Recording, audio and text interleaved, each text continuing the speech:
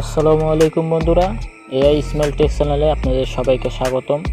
তো বন্ধুরা, এখন আলোচনা করব আপনারা কি আপনাদের মোবাইলের মেমোরিতে যে ভিডিও, ফটো, অডিওগুলো থাকে সেইগুলো লক করতে চান পার্সোনালভাবে, যাতে কেউ না দেখতে পারে আপনার এমন কোনো ভিডিও আছে, এমন কোনো অডিও আছে বা এমন কোনো ফটো আছে। যদি আপনারা সেগুলো লক করতে চান, এই ভিডিওটা আপনার জন্য।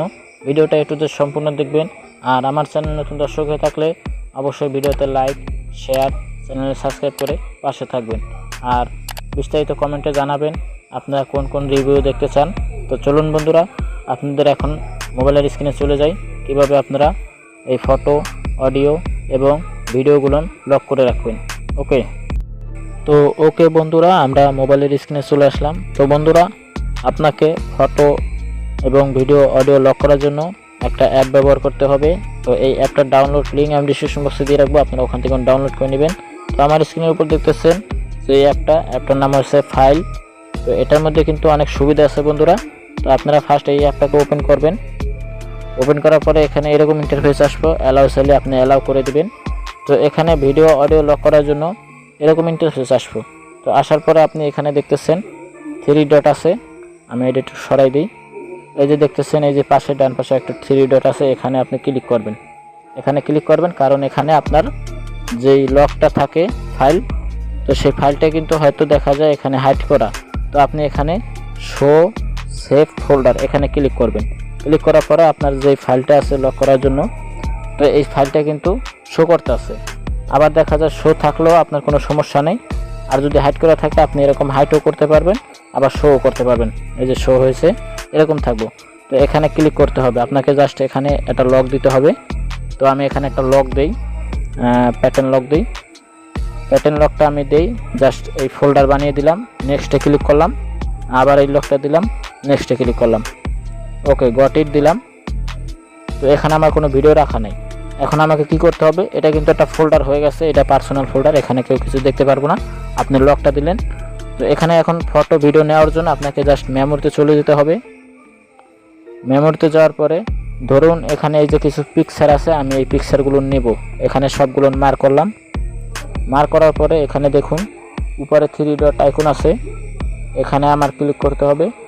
ক্লিক করার পরে এখানে আবার লেখা আছে, দেখুন বন্ধুরা, এই যে লেখা আছে মুভ টু সেভ ফোল্ডার, এখানে ক্লিক করতে হবে।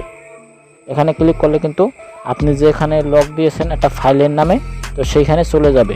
এখান থেকে সব ফটোগুলো ওইখানে চলে যাবে। তো আমি আবার সেই লকটা দিই, যেখানে আমি ফাইলের মধ্যে লকটা দিছি, এই লকটা দিলাম, হলো না, আবার দিই। এই তো দেখুন আমার কিন্তু এই পিকচারগুলো ওখানে চলে গেছে। এখন কিন্তু আমার এই মেমোরিতে নাই।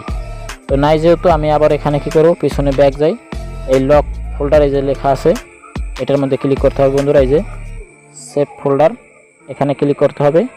ক্লিক করার পরে এখানে এই লকটা দিতে হবে। লকটা দিলে এই যে দেখুন আমার কিন্তু এখানে সব ছবিগুলো শো করতে আছে, যে পিকচারগুলো। আবার ভিডিও আপনি জাস্ট এইভাবে আনবেন, ওখানে নাম লেখাই থাকবো মুভ টু সেভ ফোল্ডার। তো আপনি ওখানে ক্লিক করবেন, ভিডিও এখানে আসবো, ঠিক এইভাবেই। তো আপনি যদি আবার এইগুলো মেমোরিতে নিতে চান, এখানে টিপকে ধরবেন, একটা একটা করে সব মার্ক করবেন। মার্ক করার পরে এখানে আবার 3 ডে ক্লিক করবেন, 3 আইকনে। এখানে ক্লিক করার পরে move out of save folder এখানে ক্লিক করবেন। আপনার এই যে পিকচারগুলো আছে আবার সাবেক মেমোরিতে চলে যাবে। তো এইভাবে নিতে হয় বন্ধুরা, আর এইভাবে লক করতে হয়, কেউ দেখবো না। অসাধারণ একটি অ্যাপ বন্ধুরা। আর এখানে অনেক কাজও আছে বন্ধুরা, আপনি মেমোরির মতন ফাইল ব্যবহার করতে পারবেন। যেমন আপনি দেখুন এখানে একটা ফাইল ম্যানেজার আছে, তো আপনি সব ব্যবহার করতে পারেন, মেমোরি আছে, ইনস্টা মেমোরি আছে, ঠিক আছে।